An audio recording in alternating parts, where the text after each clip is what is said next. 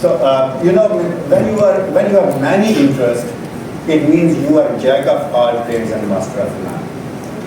It is exactly my situation. I have my very wide interest on a couple of things, and I try to understand some of them, but unfortunately I don't understand most of them. And the purpose of today's talk is to understand this topic with you guys. So the only way to understand science is to ask questions. Never hesitate to ask me questions wherever you like. You can just stop me at any place, and I assure you that I will start right after that on that place. So it is my open invitation for the questions. So if you don't have any question in the first 10 minutes, I will finish my talk in the 11th minute. So now the choice is yours. If you want me to continue my talk for 15 minutes, you have to ask a question after every 10 minutes, if not every single minute. So today I'm going to talk about the exotic states in quark sector. I hope you all know about the quark, right? You all know about the quarks, rather. You know, they are the fermions. It means they obey the Fermi-Dirac statistics. They cannot reside in the same place by carrying all the quantum numbers to be the same. And initially they were thought to be the fractional charge brothers of the electrons, muon and tauons. But the problem was that we found a state experimentally that has 3 up-type quarks. And you know that there are the flavors of the quarks: up, down, jump, change, top, bottom. Doesn't matter, we have arranged them in the families. This is how we name them first. Otherwise, up has nothing to do with up, down has nothing to do with them. So we found a particle which is known as a delta plus plus. It has 3 up quarks. Then we have realized that, okay, if they are the partners of the electrons and muons, then perhaps spin is not the only quantum number that we need to attach to these fermions. Therefore, we introduced another quantum mechanical degree of freedom to the quarks, and that is known as a color. Now we know that if the 2 quarks, they have the same spin, they have the same, let's say they reside in the same state, they have to have different colors. And all the mesons that we have found till now, and that comes in the theoretical models, because that's the requirement of the model, and that's the requirement of the mesons or the baryons, they have to be color neutral. When we say color neutral, it means they have to be color singlet. It means they can have any spin, but the combination of the color is such that at the end of the day, we have to have a colorless object. So this is how we talk about the physical objects, because quarks are not physical. They have the fractional charge, and we know that the charge is always quantized. But we have the combination of these quarks, and how we can combine them to get these exotic states. This is the topic of today's talk. Okay, so let me start with the very basic phenomena. We know that in this nature we have the 4 types of interactions. Let's assume that, because we know that there is Big Bang is a model. And what is a model? Model is a basically simple interpretation of complex phenomena. It is based upon certain assumptions. So let's talk about that the universe started with the Big Bang model, because we know we have a consensus on that the universe started from the Big Bang model. And then there are 4 kind of forces. The first is the gravity, governed by the general relativity. What is the general relativity? It is a theory for the large scale structures of the universe. For example, planets, black holes, galaxies, etc., etc. And you know, it is a famous quotation that God said that there be a light and there is a light. And when there is a light, there is a life.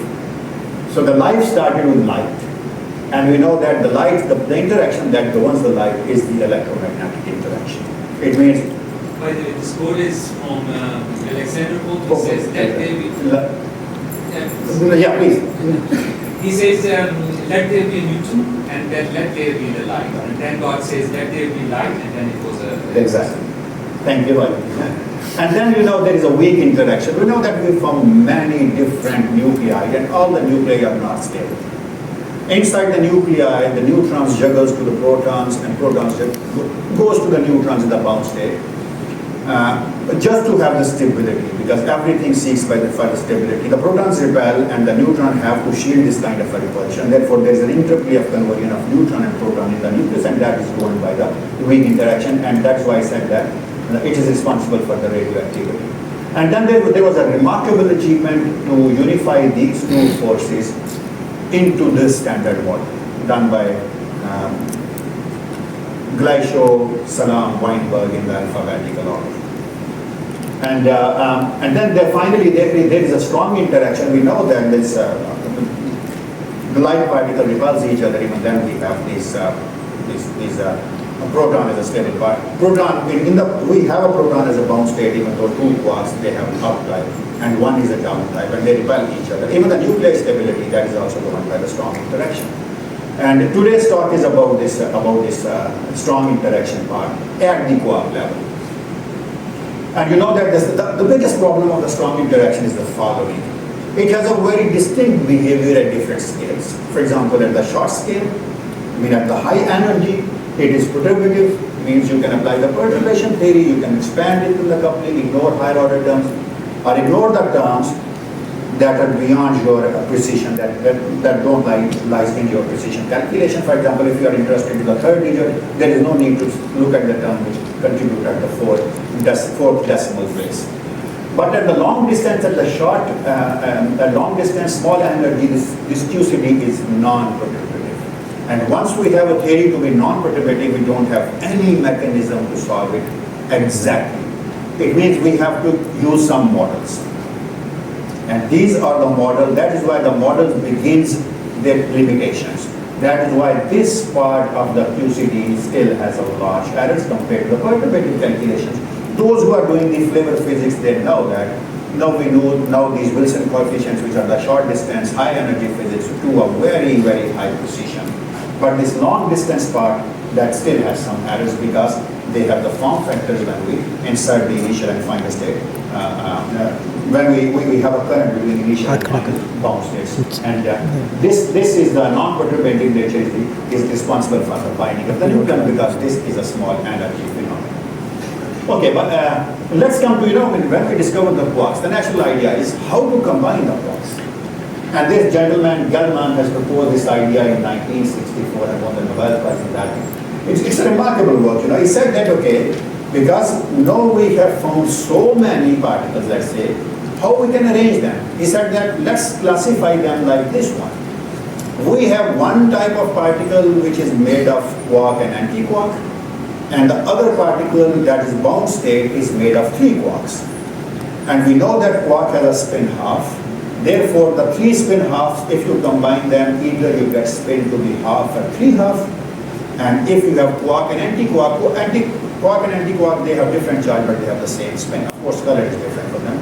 And then you have the meson spin, the spin for quark anti-quark state is either 0 or 1. He said that quark anti-quark states are the mesons and the three quark states are the baryons. So baryons are half integer spin particles and mesons are the integer spin particles.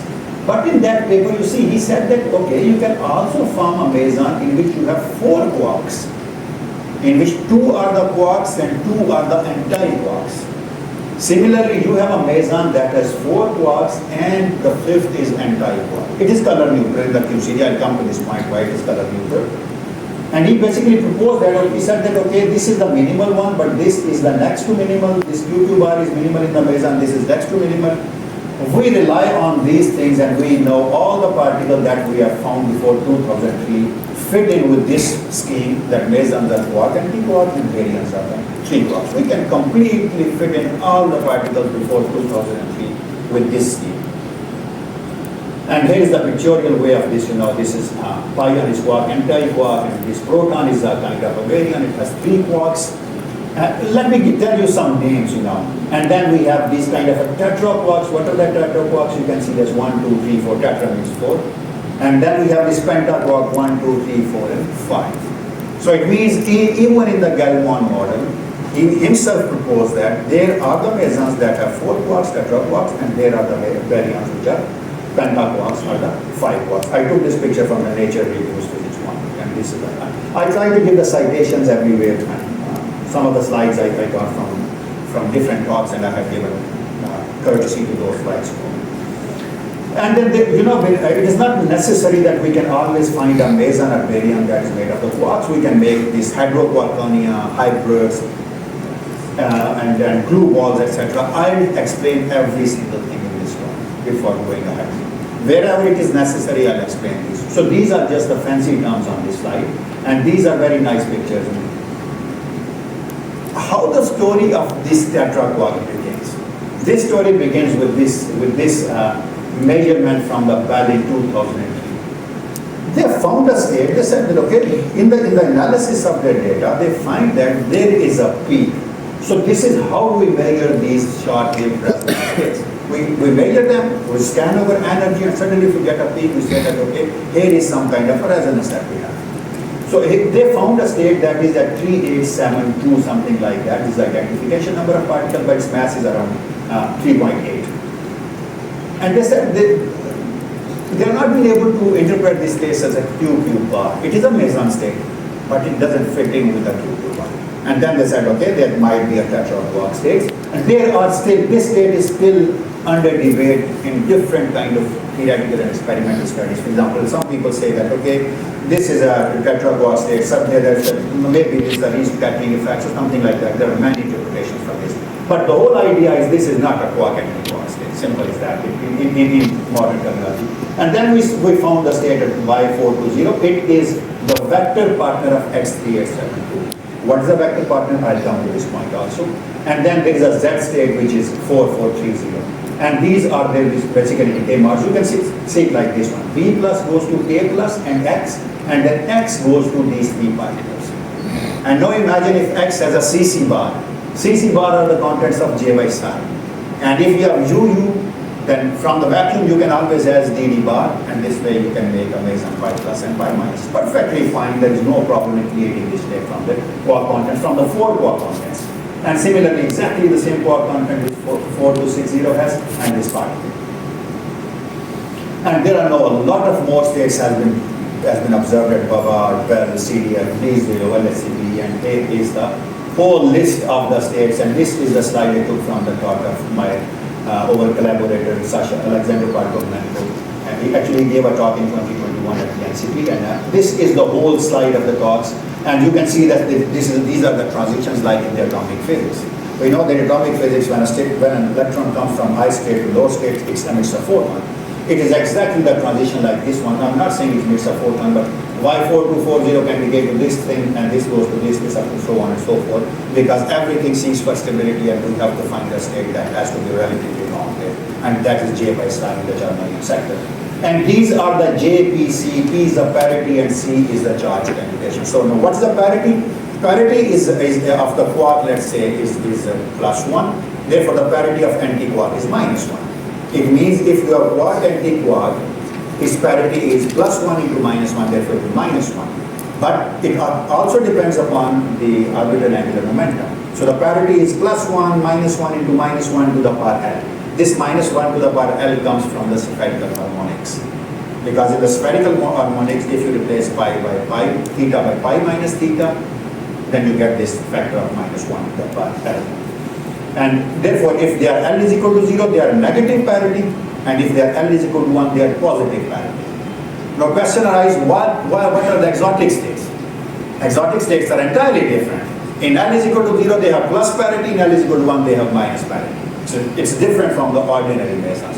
That is why these are known as the exotic states. Is it clear or not? Exotic states have parity to the opposite from the ordinary mesons. And then there is a charge conjugation which is equal to -1 to the power L plus S. You know the L, you know the S, so you can just calculate -1 to the power L plus S, and then you can calculate the parity of different mesons. And you can see that the parity of this exotic state is also different from the parity of the ordinary mesons. That's why I said that these are made of more than one quark. For example, if they are made of QQ bar, then QQ bar is exactly the same as plus parity thing. That is why in L is equal to 0, they have a plus parity. And no, here we stand these days. There are 35 new hadrons found at the Bell. I have this thought from this Chowking Shan from, it was a quite recent conference in Thailand, and he presented this because he's working for this best collaboration, and he's given this very nice talk. And there are, you can see, we found 35 new hadrons at the Bell, and 10 are exotic. You see, we started with X3, X70, and now we have 10 exotic states.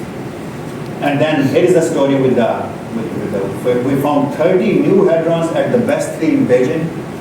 and 12 are germanium-like. Out of them, there are 12 germanium-like. Not all are the exotic, but some of them are the exotic. Like these X states, they are the exotic states.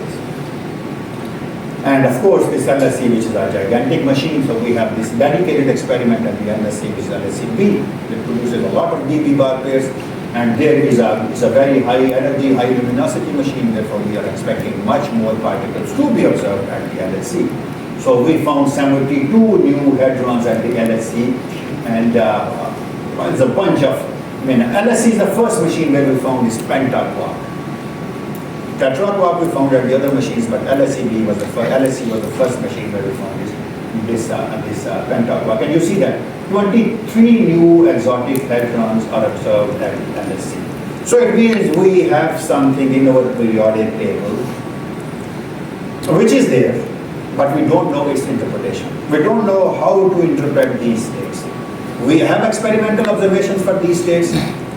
Gell-Mann told us that okay, mesons are made of quark, and quark, anti-quark, and baryons are made of 3 quarks. How to interpret these states? Because he said that there are the possibilities of the tetraquarks and the pentaquarks. The problem is how to join how to make these tetraquark and pentaquarks by considering the 4 quarks. Because joining quark and anti-quark is not a big deal, but joining 4 quarks is really a daunting task, and we have to propose some kind of a model for that. So here are the theoretical approaches. So if you have any question, I can stop for a minute. Please. Sir, the anti-quark is the anti-metaquark? Anti-quark is the anti-particle of the quark. So Yes. why it does not anti-relate to each other? Why there? Because of the QCD. That's the good thing about the QCD. And sir, is there like There is a kind of a binding energy, for that. So how would we identify the difference between tetraquarks or biquarks or mesons? How we identify the difference between tetraquarks and बच्चों को समझ के analyte क्यों करें quark and anti-quark. Yes, madam. I said parity. Parity of quark is +1 and parity of quark is -1. Let's assume that there is a ground state, ground state with L is equal to 0. So parity is a multiplicative quantum number. You can say that +1 into -1 is -1, right?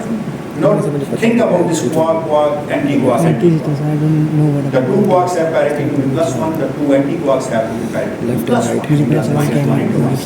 Therefore, the parity of the tetraquark is +1. So making the parity, we know that if this is a meson, it is not made of the quark, anti-quark, but it is made of something which is different. Good shot. Very good question.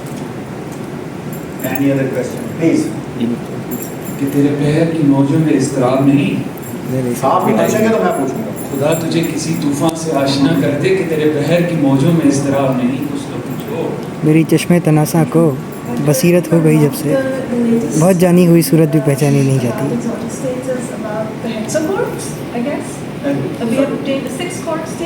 We have 4 quarks, not 7. But you are valid. There is a possibility that we have the hexaquark states. No people are writing paper, but we don't have the evidence for that. That's what I'm asking. Do we have any upper bound on the number of No, quarks? no. As far as we can unify them, we know the masses, because we know that adding more quarks add more mass to it. Because the mass of the quark is not equal to 0. And then you have to bind them. So there are lots of limitations that comes, It's not necessary that we can go to unlimited quark and anti-quark. Because still we know that these mesons are made of quark and anti-quark, or the quark are 2 quark and 2 anti-quark. And the baryons are made of 3 quarks, or 4 quarks and 1 anti-quark. Why 4 quarks and why 1 anti-quark? Why 2 quarks and 2 anti-quarks? This I'm going to answer now. Just a second. Yeah, please. No.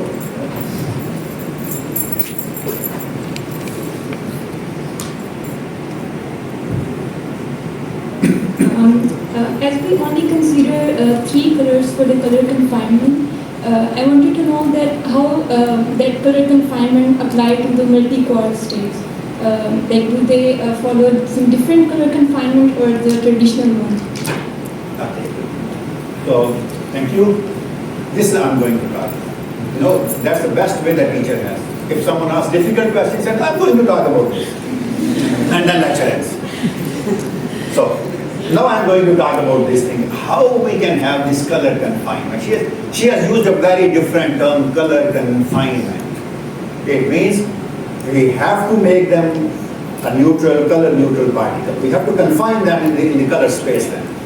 So there are different interpretations. As I said that, there are different possibilities to have, let me rephrase it. As I said that in the tetra quark, we have 2 quarks and 2 anti-quarks. So how to join them, how to rearrange them to make a meson? This is the natural question. This is exactly what you have asked. So the one possibility is you have a Q and Q bar, combine them and make one particle. And you know that Q bar is a meson, right? And you can choose other Q and Q bar and you can combine them and this becomes the second meson. It means it is just like the hydrogen with hydrogen stuff in the, it's kind of a molecular force between them, which is known as a van der Waals force. So what you have made is you have a meson and they are interacting with kind of a van der Waals force. And you know that mesons are color neutral. And this is a color neutral, and there is a QCD algebra. I'm coming to that algebra in a very simple way. So color neutral interacting with the van der Waals forces. Very good, perfectly fine. There's no problem with it. The other possibility is you have 2 quarks in one shell. It means the 2 quarks cannot be color neutral then. Because color neutral is Q bar, 2Q are not color neutral. But Q bar is exactly opposite in color to that, and if you combine them, then it becomes a colorless object. So this is the answer to your question. That this is again a colorless, this is a colored object, this is an anti-colored object. You combine the two and you can get the colorless object. So this is known as a meson molecular model. It is a very successful model in explaining many different aspects of different states.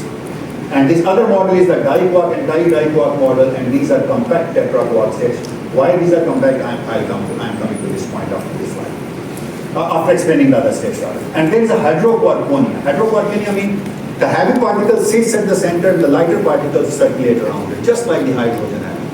I mean, core is a hard stuff, is a heavy stuff, and the lighter degrees of freedom they are circulating around. For example, if I talk about CC bar, BB bar, they sit over here, and UDS quarks just sit outside this cell. And then there are the hybrid states in which you have quark, anti-quark, and the gluons. You know, gluons they also have the 8 colored object there. So you can combine this QQ bar with a color object to make a color singlet state. And then there are the gluon interaction. You know, people used to ask me the question that if the mass of the up quark is very small, mass of a down quark is very small. So it means if you add the mass of 2 up and a down quark, you get maybe 1/10 of the mass of the proton. From where the rest of the mass comes from the proton, that comes from the QCD, that comes from the gluons. It means you can also make this massive particle by joining different gluons. And this is known as a glue balls. There are the interpretations of these states as a glue ball state, these exotic states. Of course, they are not tetra-quark, then they are the glue balls.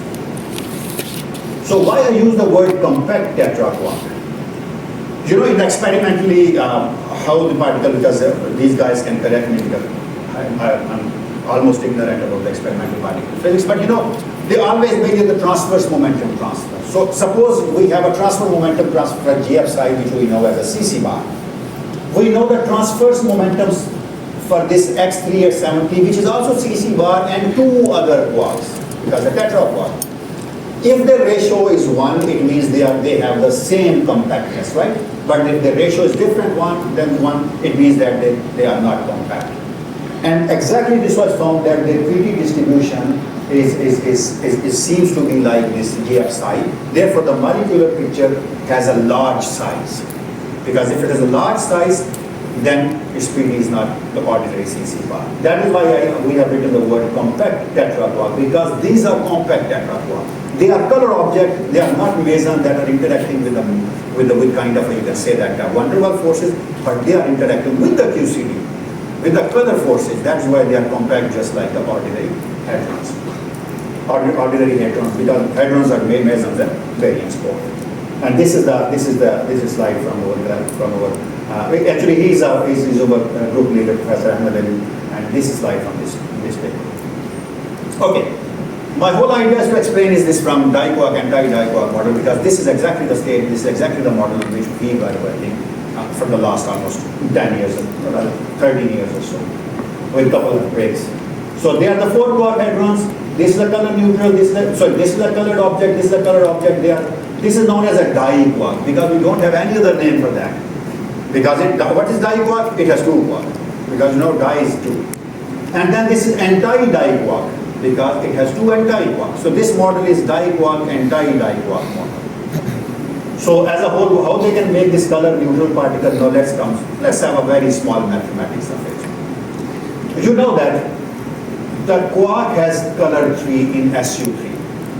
The second quark also has a color 3 in SU3. So this 3 cross 3 is 9. But in group theory, this 3 cross 3 equal to 9 can be 8 plus 1, can be 6 plus 3, can be anything. You know? So that we have a 9 combination of different possibilities. And there's only possibility that we have over here is 3 bar plus 6. What is 3 bar? This is known as an anti-color. This is known as an anti-color triplet. If this is color triplet, this is anti-color triplet, and this is known as a repulsive SU3-6 representation, right?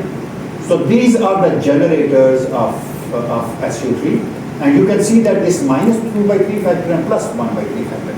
And you all have learned from the hydrogen atom that if you have a negative term, then the binding energy is negative, it means it is a bound state. And if it is positive, then it is not a binding energy, it is a repulsive state. That is why we have written that this 3 bar, the two quarks can sit in a die shell in 3 bar because their force is attractive. And if they are in 6, that is repulsive. Now, anyone of you could tell me 3 bar, what it will give you? 3 bar cross 3 bar. 1 plus 8. 1 plus 8. No, it gives you 3 plus 6 bar. Exactly opposite to this one. It has 3 plus 6 bar. 3 cross 3 bar. 3 bar cross 3 bar. 3 bar cross 3 bar is 3 plus 6 bar. No, you see, if you have 3 and 3 bar, you can get 8 plus 1. It is exactly just like the ordinary meson. That is why I said that this is color anti-triplet, this is color triplet. It becomes just like 3 and 3 bar like ordinary meson. That is why it is a meson state. Is it clear now how we can make them a color confined, how we can make them color neutral objects? Okay. And you know that every quark is spin half. So there is a term coined by Bob Jeffrey back in the 70s. He said that, okay, there is a term which is known as a good diquark and there is a term which is known as a bad diquark. It's not a good and bad in ordinary sense. The good diquark has two quarks in the opposite spin, and a bad diquark has two quarks with the same spin. And those who have studied this physics, they know that if they have the same spin, then the interaction is different, and if they have opposite spin, then the interaction is different because S1 dot S2, S1 plus S2, if it is equal to 0, that S1 dot S2 has negative value, but if it is 1, S1 dot S2 has positive value. So that is why it said the good and bad diquark from the opening spin-spin interactions also. By the way, the life in the tetraquarks comes from the light scalar mesons. Light means in which we don't have any CC bar, DB bar, or anything. This is proposed by Truft and the other side. They said that the ordinary QQ bar has this kind of a triangle. I mean, the guys sitting at the bottom, they are lighter, and the guys sitting at the top, they are the heavier. This is known as a natural representation. But what we found for the scalar is other way around. These A zeros are sitting over here and sigma is sitting over here. It is exactly inverted hierarchy. They said that, okay, it is not like this then. It is a 4-quark state in which the sigma is found up made of UU DD bar and A is DU and SS bar. That is why it is up and the other way, other is down. That is why it is known as an inverted triangle for them. And there is a very good discussion done in a number of papers. That's why I have given the reference for that by Truft, Isdori, Mayani, Kulus, and Ricker. They have done a lot of discussion on these things back in 2009 or so. So, with these contexts, now we know that we can form these color objects, right? The colorless objects, the meson, the tetraquarks. Now the idea is how to join them in the model. And the model is very simple. I hope so you have studied this spin-spin interaction. Everyone who has studied a course on quantum mechanics, they know how to calculate these spin-spin interactions. So, you can see that we have to write the Hamiltonian because Hamiltonian gives you the spectrum, and the spectrum is nothing but it is the energy, and energy is nothing but it is the mass. So the whole idea is to calculate the mass of these states.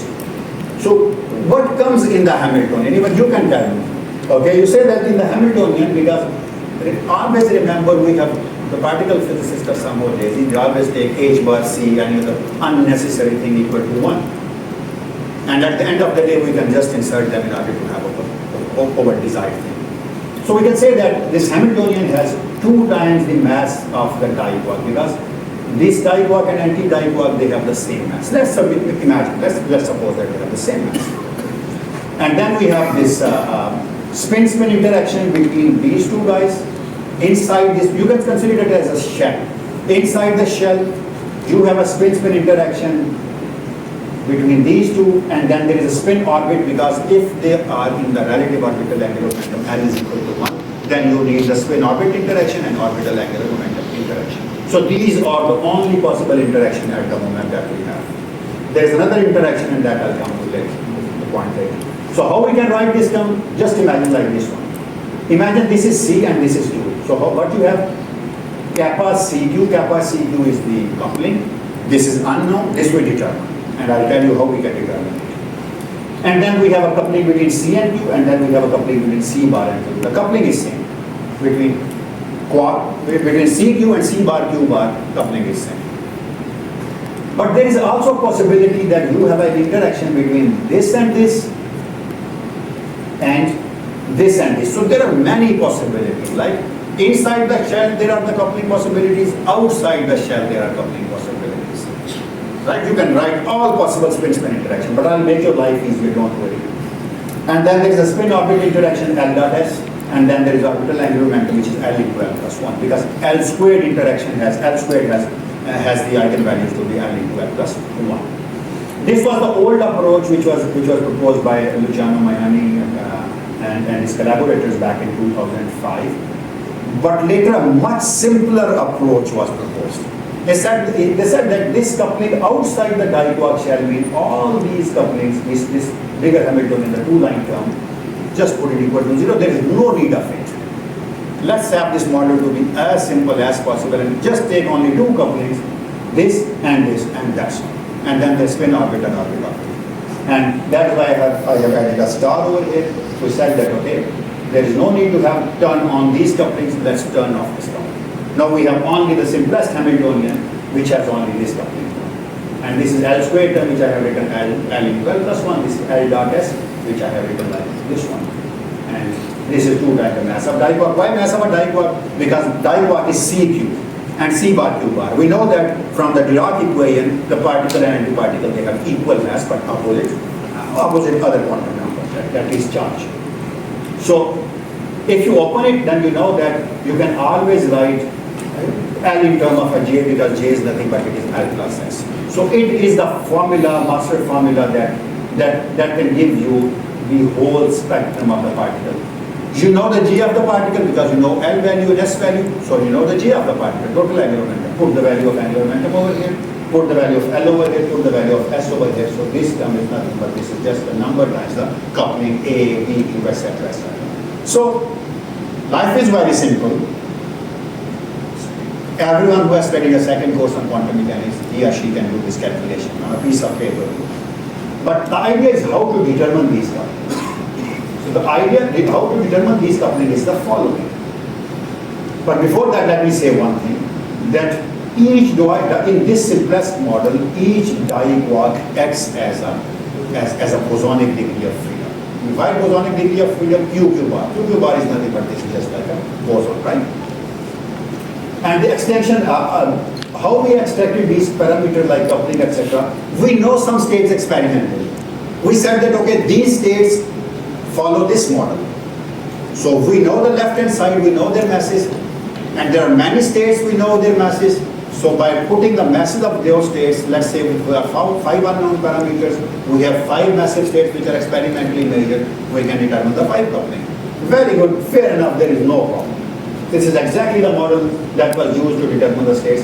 I have just written that if you turn off the couplings, then of course because these couplings are additive and this mass is higher, that is why I said that the old approaches have this destructive interference, they have smaller mass sometimes, but these new couplings, they have the high mass because we have a lot of terms we have switched off. And these lies closer to their experimental value, 3872. As I said, that these are not exact calculation, these are the approximate calculation, these are the models. but we have to fine tune them as much as we can so that we can determine different things. So here is a whole periodic table from my old talk, and I'm going to talk about the Y states today because there's a story behind these states. And you know that, as I said, that the state is known from spin of a diquark, spin of an anti-diquark, total spin, total angular momentum, and total J. And you can see that. I have just written spin of a diquark, spin of anti-diquark, total spin, total and J. So 5 quantum numbers. And these Y states are what? Y states are L is equal to 1. It means that for X states, this term is 0, this whole term is 0. There is no need to write it. And this J is nothing but then it is equal to S. So that is why you can say that these two terms also cancel with each other. Because L is equal to 0 gives you only the spin. But for L is equal to 1 state, you have this additional term. And you have one more term which is not written over here, and I'm going to discuss that also. And by the way, the one term that was missing is this tensor contribution. Means, what is the tensor contribution? Instead of L dot S term, you have L dot S into L dot S.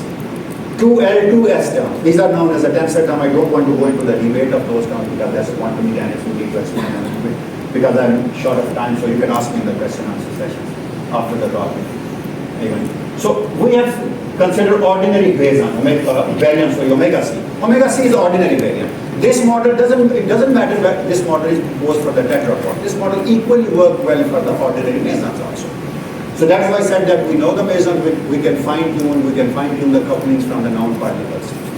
So we have tried to interpret this omega C states and measure the parameters, unknown parameters A1, A2, B, C, everything. This is a mess, and this matches with this paper of 2017. So this gives us some confidence that okay, this state is very fine, this model works very well because we can easily interpret this omega C which was found in 2017 at that time, rather we can say very well with this model by including these tensor interaction which we have ignored in the earlier studies. So here is the effective Hamiltonian for the Y states. You have seen this term, this is a new term, right? A y L dot S, sorry, this was the old term. This by is a tensor term. This is not included in the earlier studies on this subject. That's why we have included this term also in our study. And that S12 is tensor interaction, and one of my students is finding it hard to calculate the tensor interaction for these pentagonal states. I'll come to this point. And there were the 4 Y states that were known. There is some kind of a jiggling, like have you seen a juggler? He has 3 balls, it's just tossing like this one. One goes up, other goes down. So now we have 4 known states. We have to juggle with these states. So we said that, okay, once that, by the way, these are old stories. I just want to give you the flavor. The situation is not changed a lot. But this you can always work on this model and interpret the latest states also. The first scenario was at that time was we found a state 4008, this and this. We label them as Y1, Y2, Y3, Y4 states. This is our old paper of 2018. And what we have done is we calculated the mass relations and we have calculated the different couplings. And you can see this whenever, always remember this thing as a student. Whenever you have a square root, always be very, very careful. Because if you have a square root of something, you can get something which is imaginary also. Because you can get -1 to the square root of -1 is iota. So it means we have to have the coupling such that A, Y and B, because if A, Y is negative, and B, Y is something like maybe large, then somehow maybe this whole term becomes 140, A by B becomes negative, and we have an imaginary answer. But we know that masses are real. It means we have some kind of a constraints on A, Y and B, Y. They can be negative, but such that the square root remains positive. So that's why we have chosen different scenarios, C1, C2, C3, C4. So we said that in one scenario, AY is negative, BY is negative. There's no problem if the two are negative, because negative into negative is positive. And then we have both positive, and again we have two negative, one positive, one negative. So there are different scenarios. Because as I told you that these are the fitting parameters, we have considered different scenarios and tried to find the value of these fitting parameters. So once you have a fitting parameter, always see that if they make any sense or not. Because once I gave a question to the students and I asked them to calculate the distance between proton and neutron, they calculated the distance to be 10 to the power 10 meters I said that just imagine. Could you imagine that hydrogen atom is of the size of 10 to the power 10 meter? So whenever you know something said that, what numerical values you have given, only this answer was coming. I said that, okay, you have to see if your answer is making any sense. So whenever you choose some parameters, always look at those parameters if they make any sense or not. So here is then we have done some variation in the theme, and these are the scenarios. And you can see that, let me go to the previous slide, omega c. We know that this A is positive for the omega, right? So we have seen that only this solution has positive value of A and B. That is fine because it's just like omega. This scenario is not tangible because it gives AY to be negative and BY to be negative, and we know that AY is not negative. And again, this is the best fit point, and you can see that this best fit point is positive. This best fit point is positive. Therefore, I said that these two are the tangible scenario. This is fine, but it has a very large error. Therefore, you can, if there's a very large error, you can just ignore them. And then there is another extraction of the parameters. This is just the fitting that we have done. And this is my last slide for this portion. We know that this BQ term, what is the BQ term? BQ term is the LS coupling term. The value of BQ term from the omega c comes out to be 325. So all these states which we have written, as I told you that X3, X72 and Y, they are almost same. They are same in Quark content, they are same in spin, but they are different in angular momentum. It means if I subtract the mass of this term by calculating over the lower method from this Y, everything cancels except the L terms. So that is why I said that if you can do it this one, you can BQ and AY. AY you have already determined, kappas you know from very well known from X3, X72. You put them and it means you can calculate the BQ. No, this will tell you if your BQ is fine or not. Because from omega c you have BQ to be 325, and you can see that we have 336, 500, 400. These are fine, there is no problem. Because these from scenario 1 we have 362, and from other scenario we have 505. It's not that different. Because for us 300 and 500, that's fine. There is no problem with this. So this work was published back in 2018. It's a big paper, and if you are interested to learn the quantum mechanics even, then there is a witness, symbols, detailed discussion is written in the appendix of this paper. And in the appendix, you can learn that how to combine different quarks to make them, even the difference between half particles to get the total spin. There are 6J symbol, 9J symbol, 3J symbol. The whole discussion is given in the appendix of this paper. Because this paper was written with two bigger guys, Anadeli and Luciano. Luciano was the ex-VG son. So, and then you know the story of the time. It doesn't matter if you have predicted what is now. You have to tell that, so what is a good model? You give interpretation of something that is known, and at the same time you can do some predictions. So these are the predictions of some other states that we have predicted in this model, and these are their masses. Some of these might have been found with the experiment. I didn't follow this one because my interest was in. But you know, we have a whole multiplet of the states. We have a whole plethora of the states that we have predicted, and some of them will be found at the future experiments. So I think, let me continue. I'll talk about this in my tomorrow's talk because intentionally I know that I have two talks.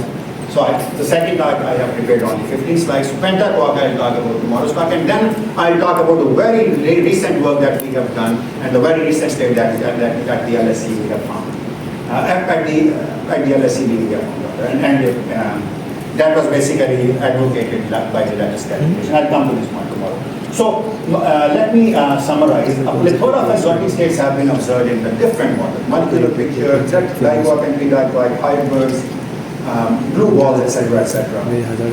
And we have discussed this state. I have tried to explain you how this model for the diquark and di-diquark work in terms of spin-spin interaction, spin-orbit interactions, orbital angular momentum term, and this tensor term. And I have tried to tell you how to calculate the masses of the states, how to extract the couplings, and using those couplings, how we can predict some other states in this cycle. So I think I can stop over here, and you can just stay tuned. Tomorrow I have another class. Thank you very much. Thank you very much. Thank you very much. कहते हैं tetra और पेंटा तो हो गए, मंजिल से बढ़कर मंजिल तलाश कर, मिल जाए तुझको दरिया तो समंदर तलाश कर. Let's see who among you would be finding the the hexa and octa states. Exactly. It's not easy, and it's not, might be not possible, many reasons how to put it all together, but contact him. So let's say if there are some questions. ہر چیز پہ پابندی ہے سوائے سوچ سوچ ہی اس پہ کوئی پابندی نہیں ہے اس کو آپ شامل کریں نہیں ملتے نام میں کیا دلانا ہے جی سر آپ نے ابھی جو اسٹارٹ میں باؤنڈ اسٹیٹس کی بات کی تھی تو ہوتا ہے کہ perturbation theory is a good approximation کہ جب کپلنگ ویک ہوتی ہے کہ ہم اس کی پرٹربیشن تھیوری اپلائی کر سکتے ہیں. جی جی جی بالکل. اور اب جب ہم ہیڈرونک اسٹیٹس کی بات کر رہے ہیں باؤنڈ اسٹیٹس کی پرٹربیشن ہی لگتی ہے نان پرٹربیشن. تو آپ نے جو ماڈل بلڈ کیا ہے تو وہ آپ نے پرٹربیشن تھیوری یوز کی ہے کون سا لیٹس فار ایگزامپل؟ نہیں ہم نے کوئی پرٹربیشن تھیوری نہیں یوز کی اس لیے کہ پرٹربیشن تھیوری کیا کرتی ہے پرٹربیشن تھیوری کہتے ہیں آپ لیڈنگ اردو میں بتا دو پرٹربیشن تھیوری کیا کرتی ہے وہ کہتے ہیں کہ آپ لیڈنگ ٹرم لیتے ہیں جو 1 ہوتی ہے plus first order term in coupling plus second order term in coupling plus up to so on and so forth. We haven't done anything like that. We have just used the coupling just like the easing model in the condensed matter physics. The spin-spin interaction between the nearest neighbor we have considered.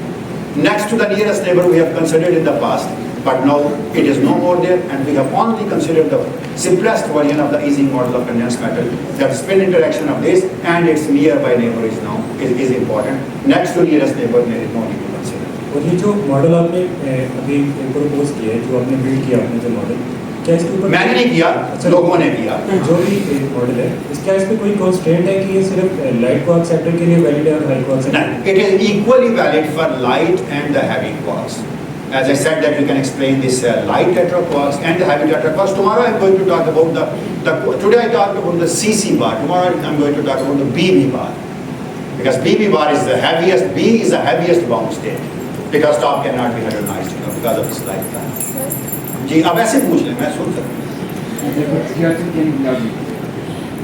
سر یہ جو آپ نے مطلب ہم 2 ہی quartz کے درمیان coupling لے سکتے ہیں یا ایک کوارک ایک سے زیادہ کوارٹز کے ساتھ وہ کر سکتا ہے انٹریکشن؟ سوری 2 کوارک سے کیا مراد؟ مطلب لائک ایک کوارک یا ایک کوارک کے ساتھ یا کوارک اینٹی کوارک کے ساتھ جس طرح آپ نے وہ آپ کے ساتھ 2 بندے بیٹھے ہیں آپ مجھے بتائے بغیر انٹریکٹ کرنا ہے تو کس سے انٹریکٹ کریں گی کہ مجھے پتہ نہ چلے اپنے نزدیک کے بندے کے کان میں کچھ پھنسائیں گی نا دور والے بندے کو تو ہلا کے دیکھنا پڑے گا میں منہ ہلتا نہ دیکھ لوں بازو تو دیکھ لوں گا کوئی مسئلہ نہیں آپ کسی کے ساتھ بھی انٹریکٹ کر سکتی ہیں but the nearest neighbour is the easiest interaction and that ہاں پھر آپ دونوں کے ساتھ انٹریکٹ کریں پھر آپ کی کوئی ایک پرائری چوائس نہیں ہونی چاہیے but you have a priori choice ایک آپ کا اچھا دوست ہو گیا کہ اتنا اچھا نہیں ہوگا. تو یہاں پر مطلب کوارک جس طرح وہ 4 کوارکس کا باؤنڈ اسٹیٹ تھا نا تو اس میں ایک کوارک سارے کے ساتھ کر سکتا ہے. جی میں جاتا ہوں واپس اگر تم بڑا نہ دس کویسچن از ویری گڈ. میں نے اس طرح پہلے کہا یہ آپس میں بھی انٹریکٹ کریں گے یہ آپس میں کریں گے یہ اس کے ساتھ بھی کرے گا اس کے ساتھ بھی اس کے ساتھ اس کے ساتھ ٹوٹل 6 ٹرم ہونے چاہیے. 6 میں سے میں نے کہا سب سے امپورٹنٹ جو ڈومیننٹ ٹرم ہے وہ یہ ہے جو آپس میں شامل ہے باقی ساری اگنوریبل. تو مطلب ہم اس طرح لے سکتے ہیں کہ ایک کوارک 3 کوارک کے ساتھ ایگزیکٹلی ہم نے لیا ہوا پہلا جو ہم نے ماڈل جب ہم نے پہلی کیلکولیشن کی نا یہ جو سرخ والی اسٹیٹیں ہیں یہ سارا کچھ آپ نے کپلنگ کانسٹنٹ کے ساتھ وہ جو سبسکرپٹ میں لکھا ہوا ہے 2 کا لکھا ہوا ہے نا جی ایک وقت میں 2 ہی ہو سکتے ہیں 2 ہی کو 2 سے زیادہ ایک وقت میں انٹریکٹ. اچھا آپ یہ کہ ایک وقت میں ایک کے ساتھ ہی انٹریکٹ کر سکتے ہیں 2 کے ساتھ. ہاں ایسا اس لیے کہ آپ کان میں بولیں گے تو اونچا تو نہیں بولیں گے. اونچا کیوں نہیں بولنا چاہ رہا؟ اس لیے کہ الاؤ نہیں کرتی QCD آپ کو 3 کے لیے کپلنگ نہیں ہو سکتی. ٹھیک ہے دین اٹ بیکمز اے بیری آن. ٹھیک ہے Thank you, sir. Thank you. Please. وہیں آپ جس آخری ہیں